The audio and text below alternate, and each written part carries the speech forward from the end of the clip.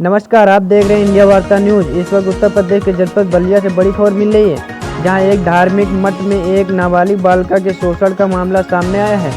मठ के मठाधीश और उनके शिष्यों पर बालिका के साथ पिछले कई वर्षों से शारीरिक शोषण का मामला सामने आया है। पीड़िता ने स्थानीय पुलिस से लेकर एसपी तक न्याय की गुहार लगाई, लेकिन पुलिस मामले को लेकर खामोश बनी रही। पीड़िता ने न्याय के लिए अब अदालत का सहारा लिया है, लेकिन अदालत से केस दर्ज कर कार्रवाई के आदेश के बाद भी पुलिस मामले को लेकर लापरवाह बनी हुई है।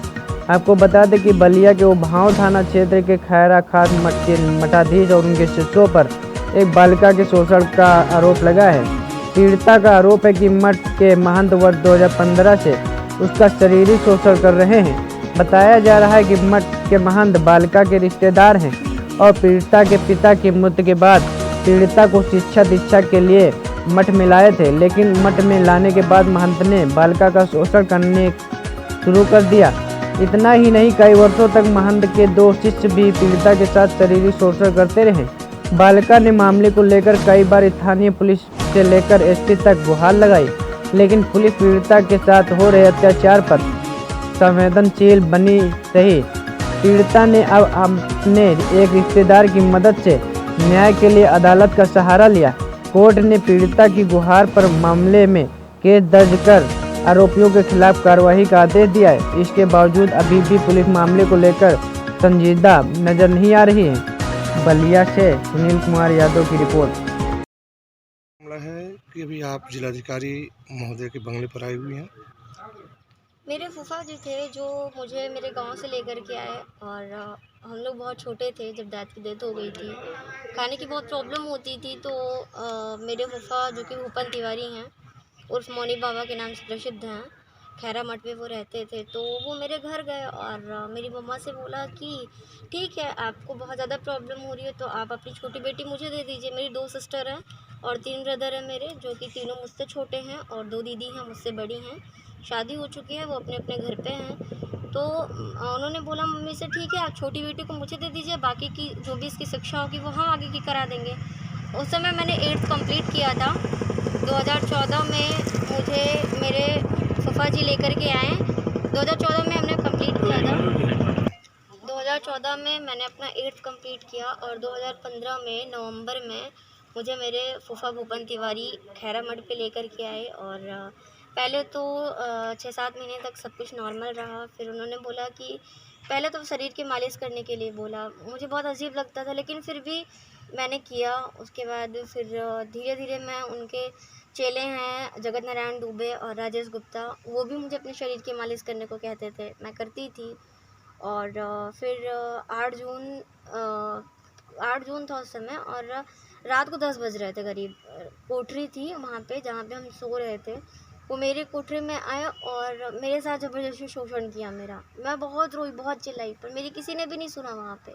और फिर ऐसे लगातार उनका सिलसिला चलता रहा। और फिर उनके चेले हैं जो जगत नारायण दुबे और राजेश गुप्ता, उन्होंने देख लिया और फिर वो भी मेरे साथ वही क्रिया उनकी, वो भी मेरे साथ शोषण करते रहे।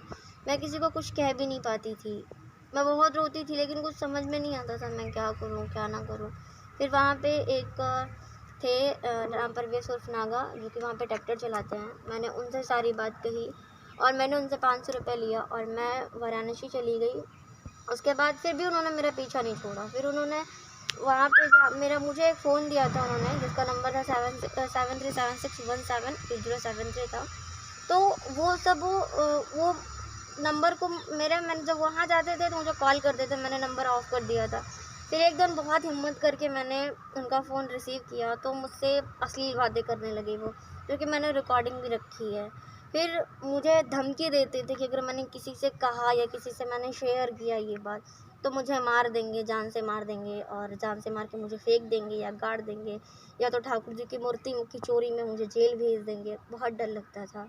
मैंने किसी से कुछ नहीं कहा, लेकिन जब हद से ज़्यादा हो गया तो मैंने वहाँ पे नाम परवेश उर्फ नागा हैं और राघवेंद्र दास थे, मैंने सबको कहा। एक दिन दोपहर का समय था, उन्होंने बोला कि जाओ आटा लेके आओ। मैं आटा लेने गई थी तो वो पीछे पीछे गए, उन्होंने मेरे सारे कपड़े ज़बरदस्ती उतार दिए और उसके बाद उन्होंने अपने सारे कपड़े उतार दिए।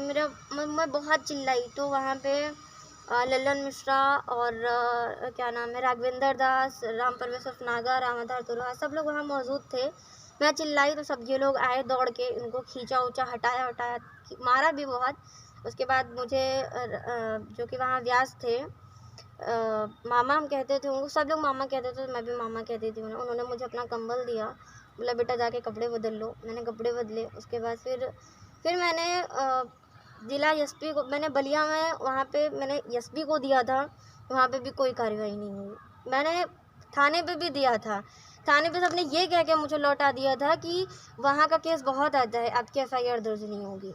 और 2018 में मैंने दिया था, कोई कार्रवाई नहीं हुई। उसके बाद फिर मैंने एसपी सर को दिया था, एसपी सर ने भी कोई कार्रवाई नहीं की।